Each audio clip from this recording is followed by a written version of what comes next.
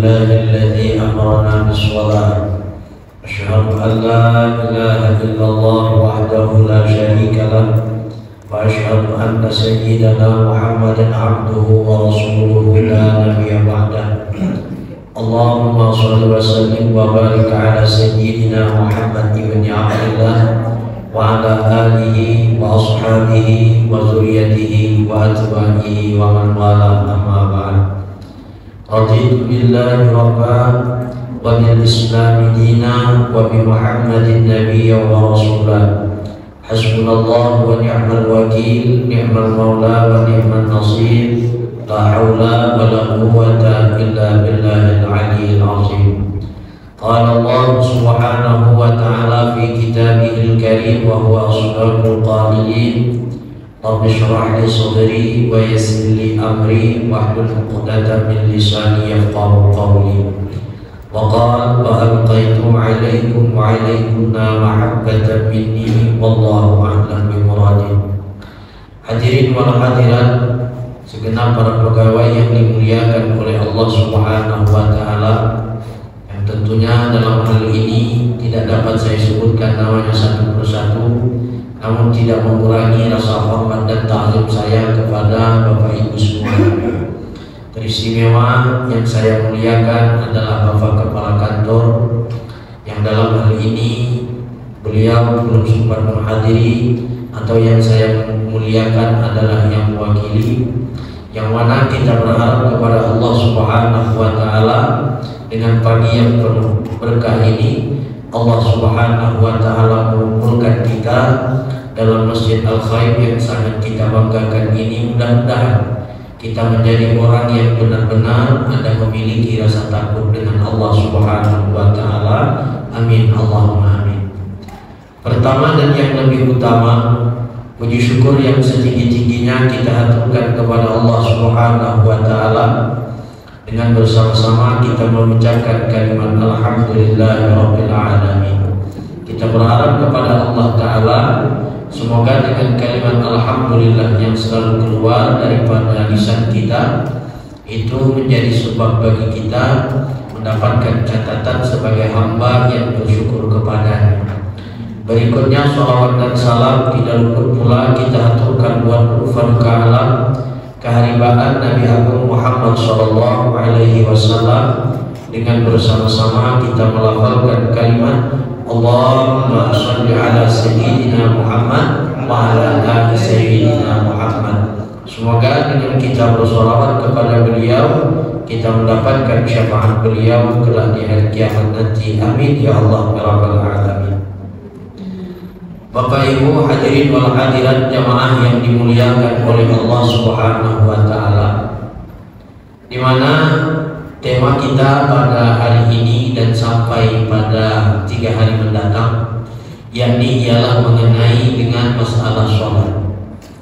Tentu mengenai masalah sholat ini kalau bahasanya adalah saya mengajarkan inti berenang.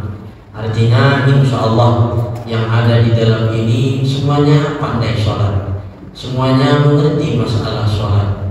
Tapi saya pribadi mengerti sholat, pandai sholat, tapi untuk sempurna di dalam sholat wallahu a'lam bishawab itu untuk saya. Tapi untuk bapak-bapak insya Allah mengerti dan paham dan juga sempurna.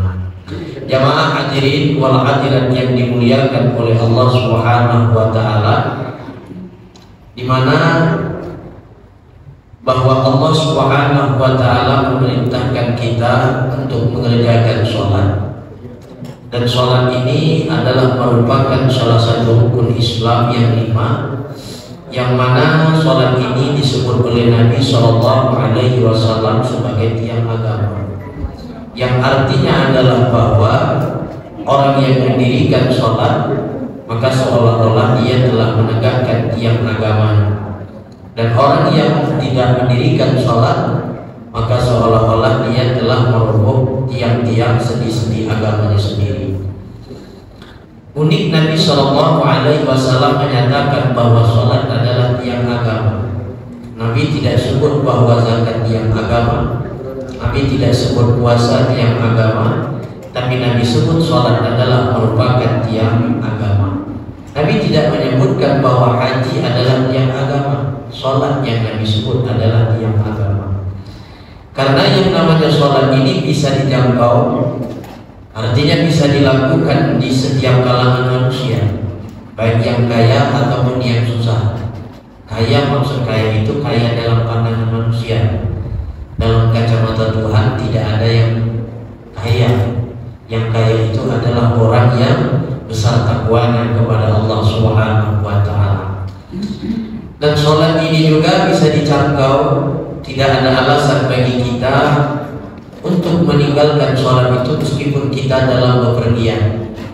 Beda dengan puasa. Kalau puasa kita dibolehkan untuk meninggalkan puasa itu sendiri. Kalau kita haji, boleh kita tidak melakukannya yang bila mana kita tidak mampu. Artinya kita tidak puasa untuk melakukan ibadah haji tersebut. Yang dimaksud dengan faktor bahwa tidak mampu itu, kalau yang model saya ini jelas dana. Mudah-mudahan Allah Ta'ala beri dana yang lebih dan suatu saat nanti mendapatkan panggilan dari Allah Subhanahu wa ta'ala. Amin.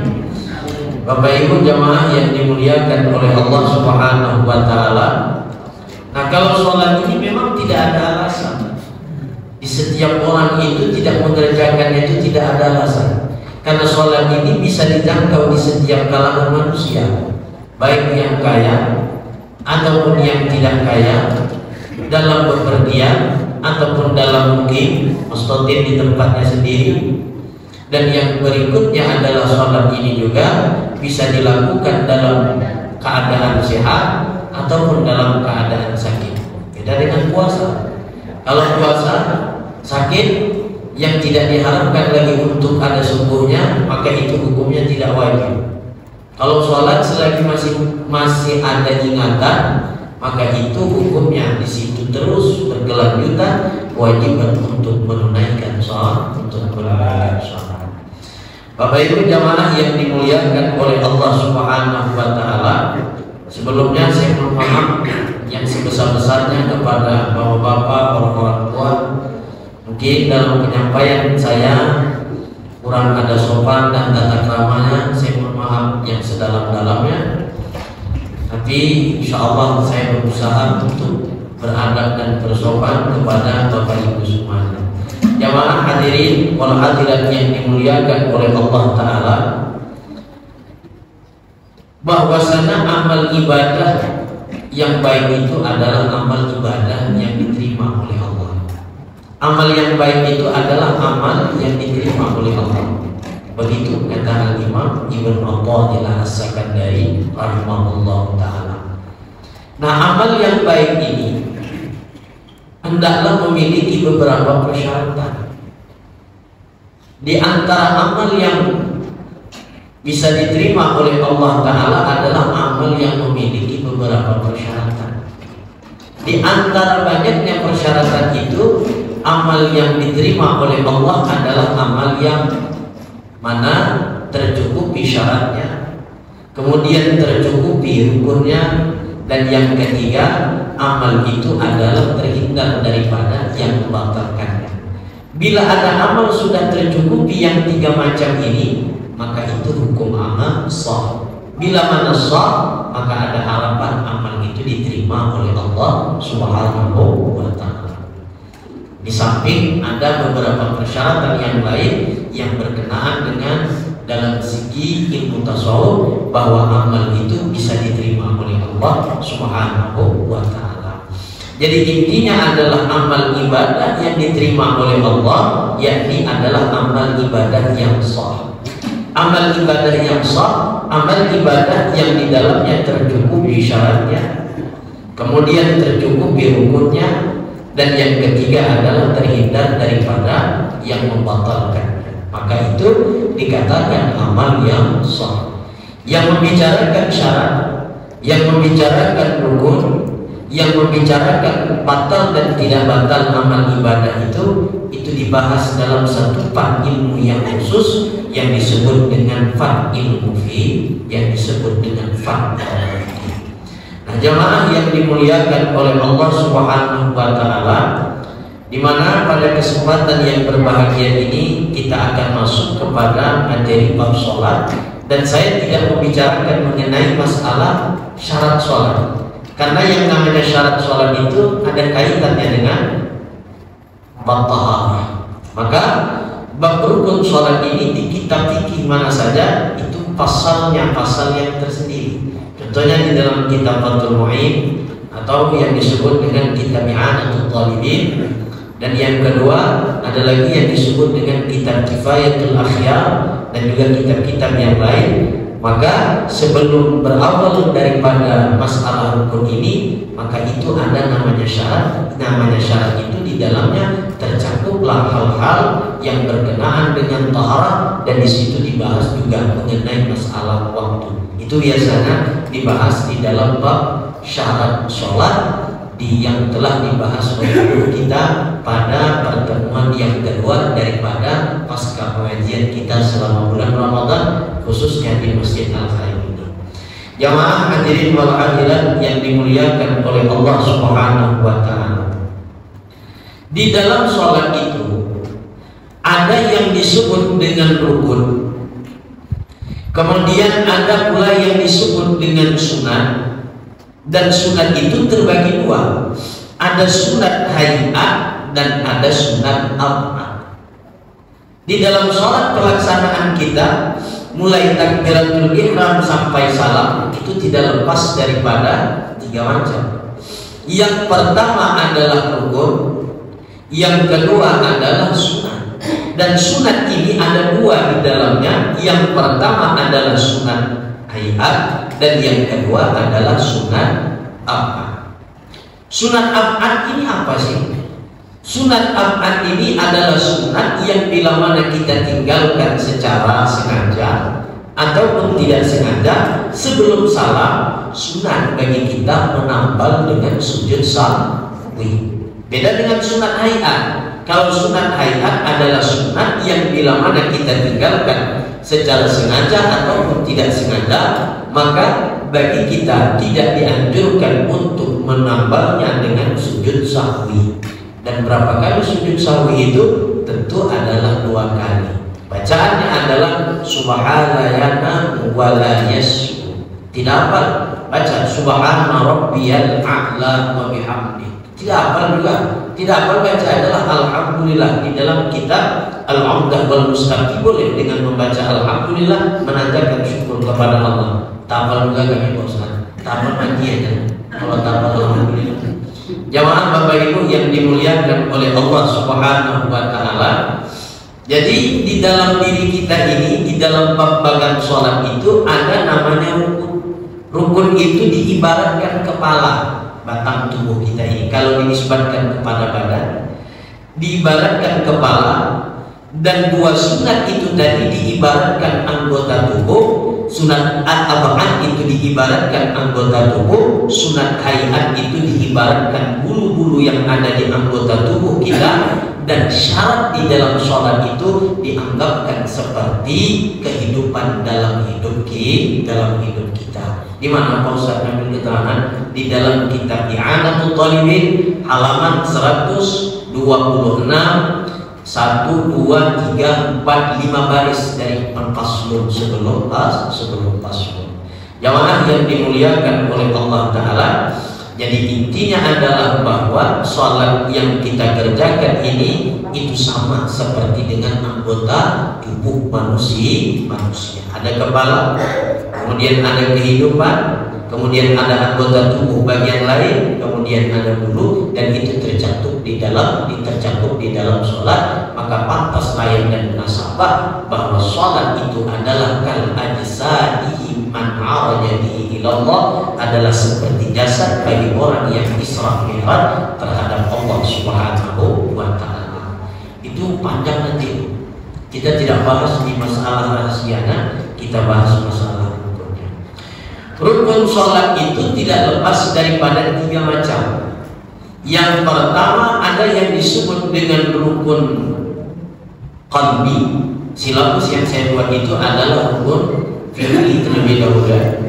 Yang pertama adalah rukun qalbi, dan yang kedua adalah rukun fi'li, dan yang ketiga adalah rukun qauli. Di dalam sholat bertiga rukun. Pertama qalbi, kemudian fi'li, dan kemudian adalah qalbi. Dan yang tiga ini apa kaitannya di dalam tauhid? Sholat kita nyembah Tuhan. Sholat itu adalah nyembah Tuhan. Lalu apakah kaitannya di dalam tauhid, khususnya di dalam sifat 20? Nanti penghujung setelahan yang keempat sebagai bonus akan saya bicarakan mengenai ta'alluq di dalam rukun fi'li, rukun qalbi, dan rukun qauli ini, atau rukun qalbi, rukun qauli, dan rukun fi'li, dan rukun qalbi. Jadi kalau ditanya orang sholat ada berapa rukun, secara global itu ada tiga. Pertama qalbi, yang kedua fi'li, dan yang ketiga qauli. Ini ta'alluqnya di mana? Ta'alluq itu hubungannya di dalam tauhid itu apa? Sholat ini tidak lepas dengan tauhid.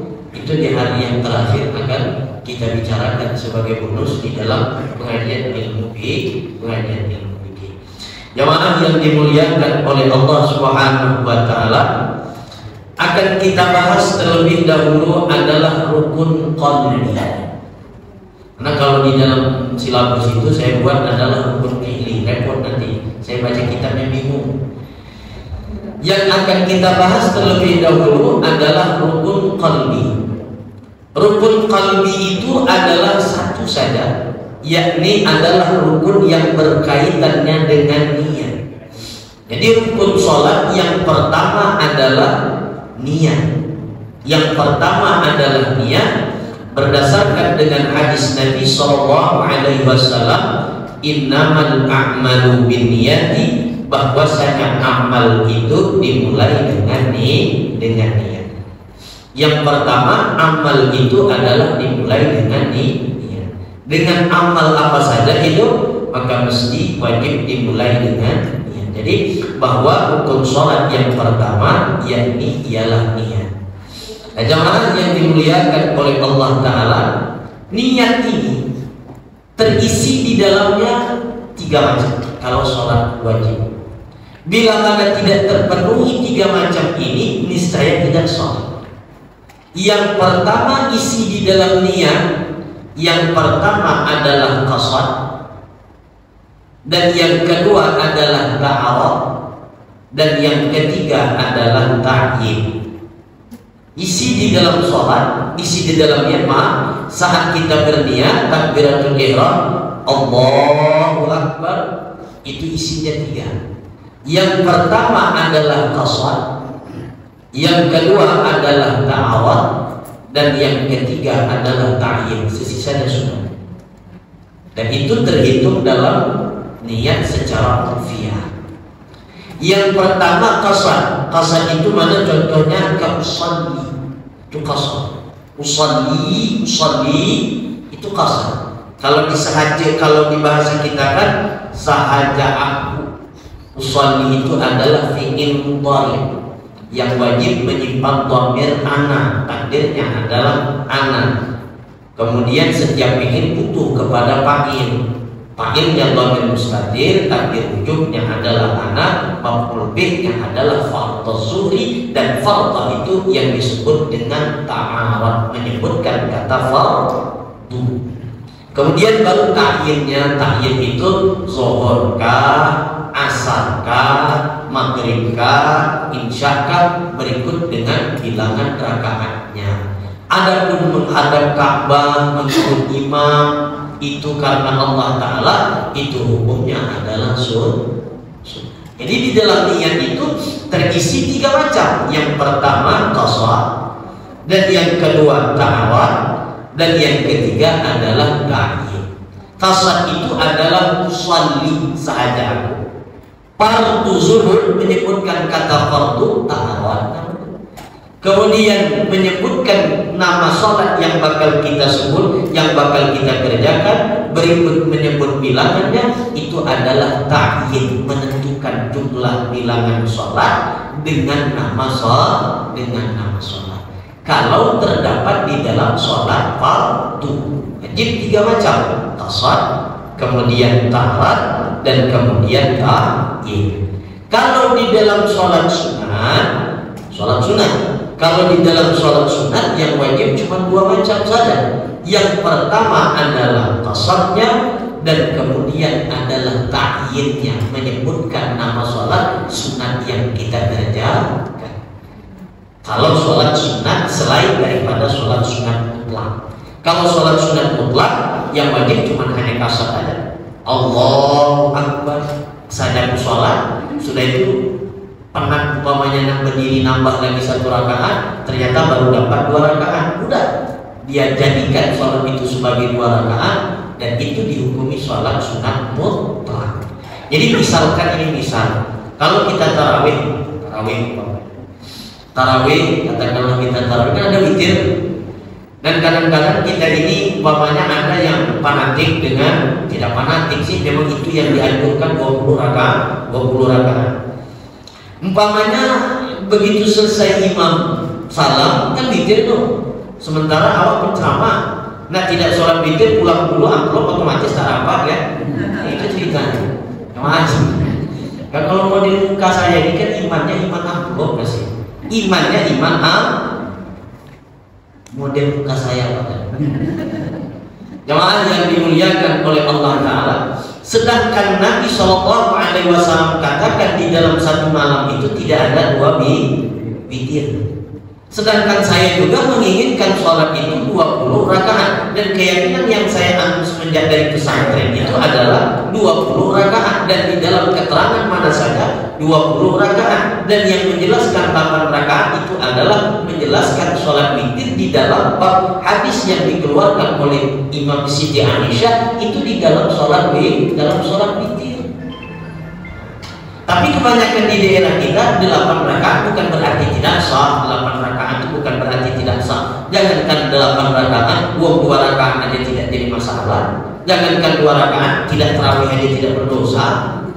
Apa sebabnya? Hukumnya suruh. Cuman paham yang sudah saya anut, yang memang sudah didoktrin oleh orang tua dulu, itu mesti 20 rakaat. Nah, jadi kondisi saya itu macam mana? Maka begitu imam naik takbiratul ihram witir, saya meniatnya adalah sholat sunat mutlak. Berarti imam 8 rakaat, tuntas tarawihnya beserta witirnya, berarti saya tinggal 8 rakaat. Apa dapat 8 rakaat? Berarti saya harus menyelesaikan tarawih di rumah. Jadi nama niat sholatnya adalah sholat sunat mutlak. Usolli sunnatan mutlak, tidak berjamaah dengan imam, tidak makmuman, cuma gerakannya rukun fi'linya harus bareng. Imam rukuk, kita rukuk, imam sujud, kita sujud, itu harus serentak, perbuatannya itu harus serentak. Nama fikihnya adalah disebut dengan mutaba'ah, tidak namanya mutaba'ah. Niatnya itu adalah sholat sendiri, cuma mutaba'ah bersama imam, bukan niat jadi makmum, tapi niatnya adalah mutaba'ah. Imam rukuk ya rukuk, imam sujud, cuma gerakannya itu harus serentak. Jangan imam dulu, bila imam dulu maka otomatis saya berimam berarti, atau menjadi imam. Jamaah yang dimuliakan oleh Allah Subhanahu wa Ta'ala, jadi intinya adalah bahwa di dalam sholat sunat mutlak itu cuma ada satu saja, yakni ialah qasar. Tapi kalau di dalam sholat sunat lain 2 macam, yakni ialah ta'awar dan ta'yin. Qasar dan ta'yin. Tapi kalau di dalam sholat fardu 3 macam, qasar, kemudian ta'awar, dan kemudian ta'yin. Tuntas sudah mengenai masalah rukun qalbi. Yang pertama yakni ialah berniat di dalam hati. Jamaah yang dimuliakan oleh Allah Subhanahu wa Ta'ala, kapankah berniat ini? Kapan?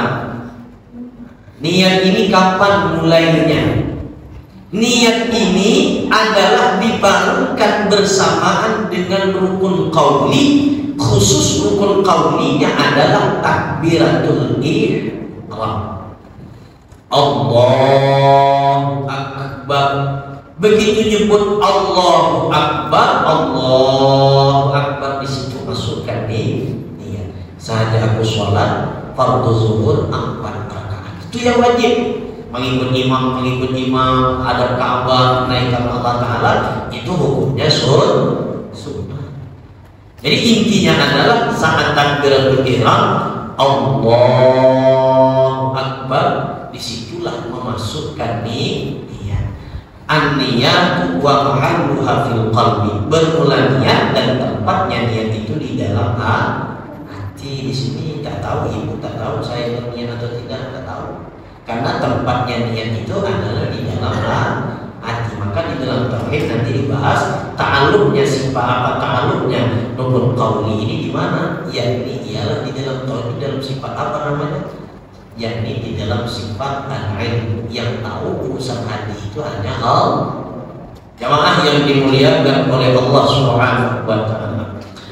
Takbiratul ihram yakni ialah di dalamnya membarengkan dengan niat. Saat takbiratul ihram Allahu Akbar, maka disitulah dimasukkannya niat.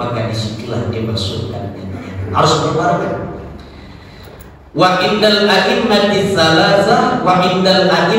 salasati yajuzu taqdimun niyati 'ala takbir bis zamanil yasir. Tapi menurut mazhab yang 3, yakni adalah Imam Malik, Imam Ahmad dan Imam Abu Hanifah, bahwasanya niat itu boleh datangnya terdahulu. Artinya boleh mendahulukan niat baru takbiratul ihram, dengan catatan bahwa antara takbiratul ihram dengan niat itu tidak lama jedanya. Maka itu boleh menurut siapa? Imam Malik, Imam Ahmad dan Imam Abu Hanifah. Kita siapa imam kita? Imam Syafi'i.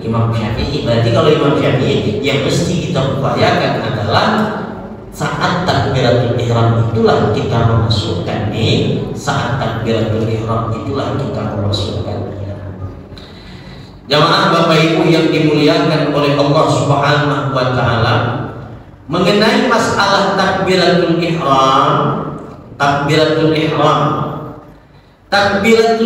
itu wa ta'ayyan fihi 'alal qadiri lafza Allahu akbar lil ittiba' au Allahu akbar. Lafaz takbiratul ihram yang terkhusus artinya yang memang sudah ditentukan dari sananya, yakni bunyinya adalah Allahu akbar. Wala yakfi akbarullah, tak boleh Al-akbarullah, tidak boleh. Atau Allahul azim, tidak boleh. Atau umpamanya Allahur rahman, tidak boleh. Allahul azam juga tidak boleh. Ada juga orang yang memanjangkan bacaan alif di dalam lafaz Allahu akbar, itu batal. Allahu akbar, batal. Yang boleh dipanjangkan itu adalah tasydid atau tat'in atau tasaddu atau tasydid yang di atasnya itu yang boleh dipanjangkan sekira-kira bisa masuknya niat Allahu akbar. Tapi yang idealnya ialah satu alif dua harakat. Allahu akbar.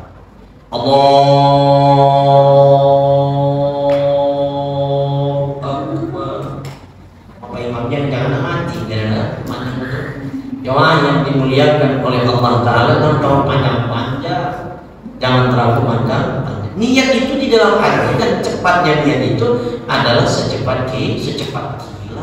Awas, niat itu di dalam hati qasad, bukan berkata Allah sahaja aku. Itu di sini itu lisan yang tak berbunyi. Niat itu ya di sini. Nah, di dalam dunia tarekat itu ada namanya zikir khafi. Zikir khafi itu yakni ialah Allah. Itu kalau kita zikir khafi umpamanya, itu namanya mengheningkan cipta yang di sini ini. Itu lisan yang tak berbunyi. Ini di sini memang getaran jantung, dan niat juga demikian. Jadi yang namanya niat itu adalah ingatnya di dalam hati, bukan berbicara yang di sini, bukan. Kalau berbicara di sini itu namanya lisan yang tidak maka niat itu ya secepatnya Allahu Akbar. Cukup tuh. Allahu Akbar karena di dalam hati. Tapi kalau misalkan Allah, ini pasti tidak cukup ini nih. Kalau yang di sini yang berbicara, jamaah yang dimuliakan oleh Allah Subhanahu wa taala. Jadi intinya adalah rukun yang pertama niat, dan niat itu dibarengkan dengan takbiratul ihram, yakni ialah dengan rukun qauli. Jamaah Bapak Ibu yang dimuliakan oleh Allah Subhanahu wa taala. Dan di dalam takbiratul ihram itu wajibu isma'uhu ay at-takbiru nafsahu in kana sahihas sam'i wala 'abida min nahwi lafdin kasairi rukni qawliyin minal fatihati wa tasyahhudi wassalami wa yu'tabaru isma'ul mandubil qawli li usulin niyyati li usulis sunnati. Di dalam takbiratul ihram itu wajib mendengarkan bacaan takbiratul ihram yang kita baca itu dengan mendengar pada telinga kita sendiri. Jangan, tetap harus kedengaran pada telinga kita, dan itu hukumnya Allahu Akbar. Ngesyukuran kedengaran pada telinga kita. Itu bisu namanya. Jamaah yang dimuliakan oleh Allah Subhanahu wa taala. Jadi yang namanya takbiratul ihram itu mesti harus kedengaran pada telinga kita sendiri, dan itu hukumnya adalah wajib. In kana sahihas sam'i, jika memang pendengaran orang itu pendengaran yang sehat, pendengaran yang waras. Allahu Akbar. Tapi kalau pendengarannya dia tidak waras, tak usah dipaksakan sampai dia mendengar Allahu Akbar, akhirnya mengganggu orang yang disebab. Artinya jika memang ada orang itu memiliki pendengaran yang waras di saat takbiratul ihram, maka wajib mendengarkan bacaan takbiratul ihramnya itu pada telinga. Tapi jika memang dia memiliki pendengaran yang tidak normal, maka itu tidak diwajibkan. Kasairi qauliyin, dan juga sama seperti seluruh daripada rukun qauli, yakni ialah Fatihah, tasyahud, salam. Dan adapun mendengarkan bacaan-bacaan yang sunat pada telinga kita, itu hukumnya adalah sunnah. Kita lanjut. Wasunnah jazmu ra'ihi ay takbir khurujan min khilafi man aujabahu wa jahara bihi lil imam kasairi takbiratul intiqalat. Sunat di dalam takbiratul ihram itu adalah menjazamkan lafaz ra. Jazam, sukun. Kalau ulama nahwu menyebutnya ihram jazam ya ada dua, hazam dan hazfu, sukun dan hazam. Nah, di dalam takbiratul ihram itu, saat kita takbiratul ihram mengucapkan takbir itu, ra itu dijazamkan Allahu Akbar, dan itu hukumnya sunnah. Satu alasannya. Yang kedua, kenapa mesti dijazamkan? Khilafan man aujabahu, agar supaya keluar dari sebagian pendapat ulama, ada memang ulama yang mewajibkan bahwa ra-nya itu harus dijazam. Artinya Allahu Akbar, sholatnya sah, cuma makruh. Kenapa sebabnya? Satu, memang yang disunatkan jazam.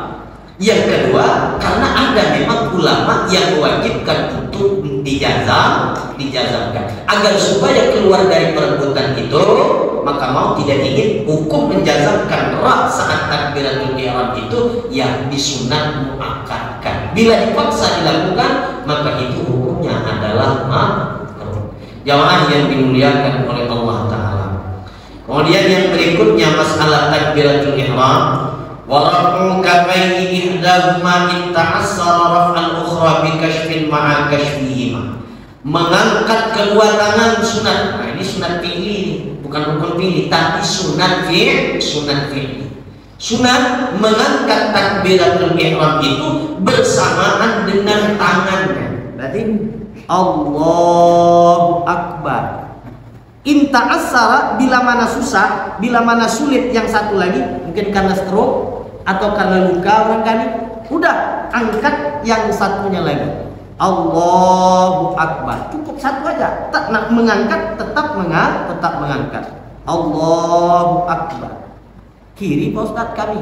Kiri tak ada masalah karena yang tangan ini stroke umpamanya. Maka dianjurkan juga, dan ini sunat fi'li. Allahu Akbar. Jadi saat takbiratul ihram itu hukumnya adalah sunat untuk mengangkat tangan, dan itu adalah sunat fi'li al-muakkadah, sunat fi'li yang dikuatkan. Yang wajibnya itu apa? Membaca takbir. Takbir itu hukumnya adalah fardu atau rukun di dalam sholat yang disebut dengan rukun qauli. Jamaah Bapak Ibu yang dimuliakan oleh Allah Ta'ala, mengangkat kedua tangan tadi sampai mana batasannya? Mankibaihi bihaisu yuhadi atrafi asabi'ahu ala udunaihi wa ibhamahu syam'ataihi udunaihi wa rahatahu mankabaihi lil ittiba' wa hadihil kaifiyat tusad. Mengangkat tangan yang disunatkan itu adalah mengangkat tangan yang mana sekira-kira tangan itu melebihi lebih daripada pundaknya, semana si jari jempol itu tadi pas di bawah lunaknya telinga. Berarti Allahu Akbar. Jadi kalau begini, Allahu Akbar, Allahu Akbar. Laki-laki. Kalau perempuan, di dalam kitab Al-Umdatul Mufti wal Mustaqi, sekiranya memang mengangkat ini khawatir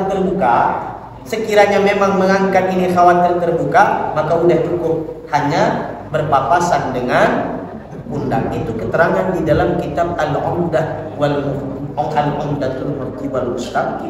Tapi kalau laki-laki kan memang upaya dibukakan ininya. Ada umpamanya laki-laki sholat Allahu Akbar, khawatir laki-laki Pak Dangga, mungkin saya laki-laki itu sedikit berada. Jamaah yang dimuliakan oleh Allah Subhanahu wa Ta'ala. Tetap artinya saat takbiratul ihram itu adalah laki-laki khususnya Allah upayakan betul-betul si ibu jari ini betul-betul mengena. Artinya mengena itu ya tidak juga mesti harus Allahu Akbar. Artinya sekira-kira memang sudah sejadah di bawah ini ya tidak jadi masalah. Ada juga gini, belum menemukan saya dalil, belum menemukan yang segini ini, saya belum menemukan. Yang dimaksud dengan hadwa mankibaihi itu adalah melebihi daripada atas pundaknya. Kalau begini melebihi atau berpapasan ini. Jadi makna hadwa mankibaihi itu oleh ulama balaghah, hadwa mankibaihi yakni maksudnya adalah melebihi.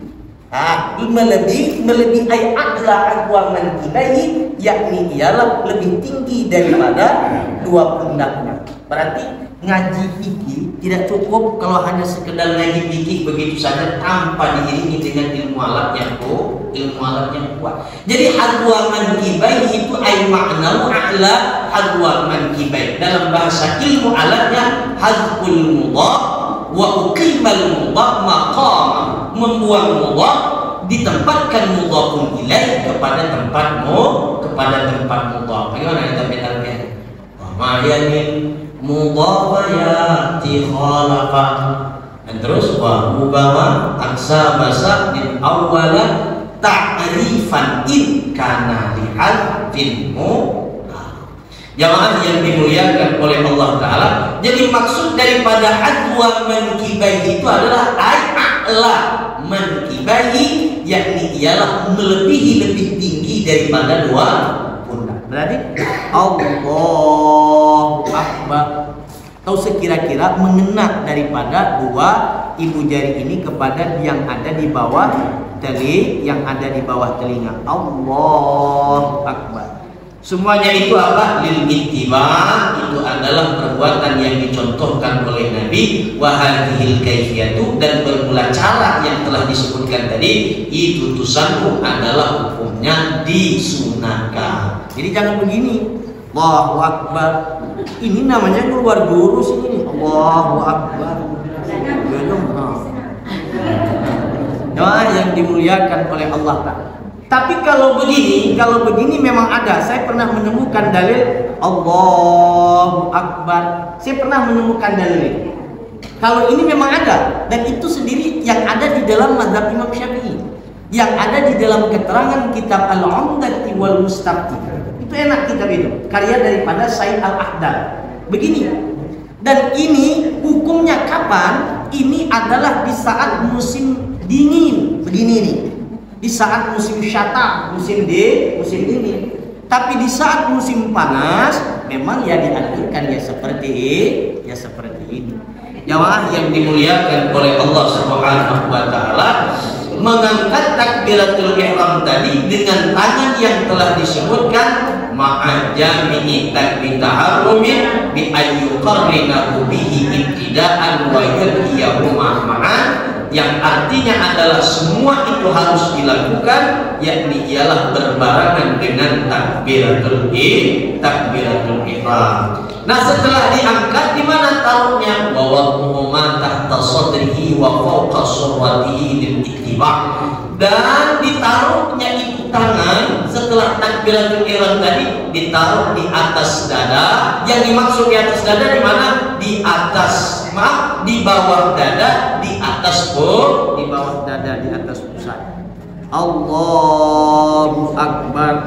Di bawah dada, di atas pusat. Kata ulama tasawuf, yakni ialah berpapasan dengan jantung, agak dimiringkan sedikit. Allahu Akbar. Setelah akbar tuh, Allahu Akbar. Taruh di bawah dada, di atas pusat. Jadi Allahu Akbar. Jangan di sini. Allahu Akbar. Kami takutnya di sini Pak Ustaz, takut terbang. Akan terbang. Allahu Akbar. Nah, di sini kan. Berarti di bawah dada, di atas pusat. Nah, ditaruhnya begini. Ada juga yang begini. Saya nengok keterangan Ustaz Hadi Hidayat begini. Ustaz Abu Somad begini. Tapi saya menemukan beberapa sanad dari para masyayikh dari Jawa Barat, yaitu dari Kalimantan Barat, itu begini. Ini ada maknanya. Apa maknanya? Nanti di penghujung daripada semuanya ini akan saya bicarakan mengenai ini. Allahu Akbar. Nah, kalau gini boleh ya, tidak jadi masalah. Gini juga boleh, asal jangan gini aja. Gini pasti mau tidur mau asal jangan gini aja. Gini boleh, begini boleh, ya tidak jadi masalah. Cuman saya menemukan sanad memang memang begini. Ini artinya apa? Satu, melipat dua macam ini adalah menafikan bahwa Tuhan itu tidak layak mempunyai sifat yang lawan daripada sifat 20 Adam, Kudus, Ta'adud di sini. Dilipatkan. Kemudian yang dua ini dibeberkan, ditaruh ini seolah-olah memberikan isyarat, mengisbatkan bahwa Tuhan itu mempunyai sifat yang wajib. Pada akal kita mengetahuinya adalah yang wajib pada iman kita 20 wujud, qidam, baqa, sampai mutakallim. Yang satu ini ditaruh di atas, ini menunjukkan sifat yang jaiz bagi Allah Ta'ala. Kullu fi'lin mumkinin autar, terjawab semuanya. Jadi begini, ini jangan diedit, ini ada maknanya. Maka di dalam sholat itu tidak hanya fikihnya dan juga tauhidnya juga bermain. Artinya ada tauhidnya. Yang kita sembah itu adalah Allah Subhanahu wa ta'ala. Jamaah yang dimuliakan oleh Allah Subhanahu wa ta'ala. Jadi pada pertemuan kali ini kita telah membicarakan mengenai rukun sholat. Yang pertama adalah niat, yang kedua adalah takbiratul ihram. Dan takbiratul ihram itu sendiri adalah bagian daripada rukun qauli. Insyaallah pertemuan besok akan kita lanjut mengenai masalah rukun fi'li atau yang disebut dengan berdiri. Itu jawabannya di dalam kitab Mau'izatul Hasanah atau di dalam kitab Ihya Ulumuddin, dan memang itu yang dianjurkan oleh Imam Al-Ghazali. mengartikan, menerjemahkan Al-Quran Al-Fatihah itu ya di dalam hati, sembari mentadabbur ayat, Bismillahirrahmanirrahim, dengan menyebut nama Allah yang amat pengasih lagi amat penyayang. Alhamdulillahirabbil alamin. Segala puji bagi Allah Ta'ala, Tuhan seluruh sekalian alam. Ar-Rahman Ar-Rahim, yang maha pengasih lagi maha penyayang. Maliki Yaumiddin, yang merajai hari kiamat atau hari pembalasan. Iyyaka na'budu wa iyyaka nasta'in, hanya kepada Engkau kami menyembah dan hanya kepada Engkau kami memohon pertolongan. Apa yang kita harapkan pertolongan itu? Ihdinas siratal mustaqim, tunjukilah kami jalan yang benar, jalan yang lurus ya, jalan yang benar. Siratal ladzina an'amta 'alaihim, yakni jalan yang telah Engkau anugerahkan nikmat atas mereka. Ghairil maghdubi 'alaihim waladdallin, amin. Bukan jalan yang mana telah Engkau sesati, yakni jalan Yahudi dan jalan Nasrani. Amin. Ya Allah, perkenankanlah bagi kami. Al-Fatihah kami hafal Ustaz artinya. Tapi kalau ayat yang lain membaca kami tak hafal lagi. Dan tidak hafal, cukup aja dalam hati Allah. Allah. Syukur-syukur kalau ingat arti, syukur-syukur kalau ingat arti. Alhamdulillahirabbil alamin, segala puji bagi Allah. Itu bahasa kita, bahasa Jepang ya lain lagi, mungkin bahasa Mandarin. Jadi terjemahkan sesuai dengan bahasanya sendiri. Orang Arab ya itu sudah terjemahan dia lah berarti. Jadi artinya menerjemahkan atau mengartikan isi Al-Quran saat sholat, dan itu hukumnya memang dianjurkan, dan itu adalah lebih utama. Di dalam kitab Nihayatus Zain, karya daripada Syekh An-Nawawi Al-Bantani, ketimbang kita mengingat surga, mengingat neraka dalam sholat, itu makruh. Itu hukumnya adalah makruh. Lebih baik kita mengingat bahwa kita mengingat artinya, dan itu kata Imam Al-Ghazali sangat mendekatkan kepada kekhusyuan. Ada lagi yang perlu didiskusikan? Berarti setelah selesai imam membaca Fatihah kan baca surat, berarti kita langsung baca Fatihah itu. Yes. Maksudnya gimana Pak? Setelah imam kan selesai, kita mendengarkan imam dengan hati kita mengartikan Fatihah. Imam selesai membaca Fatihah, baca surat, ya. Kita membaca Fatihah. Iya. Maksudnya kalau imam dibatal, imam batal. Tadi kan kita sudah berniat imam nih, kemudian imamnya batal. Apakah kita merubah niat kita sholat sendiri? Oh, itu tidak lagi. Itu tidak lagi, tetap aja, tetap niatnya adalah niat sebagai imam. Orang yang imam sudah pasti sendiri, orang yang sendiri belum tentu dia berimam. Dan pada hakikatnya kalau kita diusut-usut, kita ini memang adalah berimam dan kemudian bermakmum. Imam berimam kepada siapa? Imam berimam kepada siapa? Imam berimam kepada siapa? Dan itu tidak akan ada tuntas. Nah, artinya saat kita ada orang masuk umpamanya, colek pundak kita, colek pundak kita, otomatis kita berniat jadi imam. Dan kemudian itu imam keluar, batal dia. Kita tidak perlu lagi merubah niat kita sholat sendiri. Tidak perlu lagi. Bila mana kita merubah dengan tujuannya adalah tala'ub, bermain-main, itu hukumnya bisa batal sholat batal. Ada yang masih kecil-kecil ini belum balik ya. Namun semuanya adalah balik berakal di bawah 10 tahun. Apa ya? Imam atau dia sendiri. Sholat sendiri itu mah itu mah tidak wajib dia berniat jadi wajib jadi imam, karena yang syarat daripada berjamaah itu adalah orang yang wajib berniat jadi imam, orang yang sudah balik dan berakal. Adapun dia mengimami orang yang belum balik dan belum berakal, kalaupun dia niat menjadi imam, itu pun tidak jadi masalah. Tujuannya adalah litarbiyah. Kami niat sholat sendiri aja Ustaz, pun tidak jadi masalah, karena yang dia imami adalah orang yang belum wajib sholat.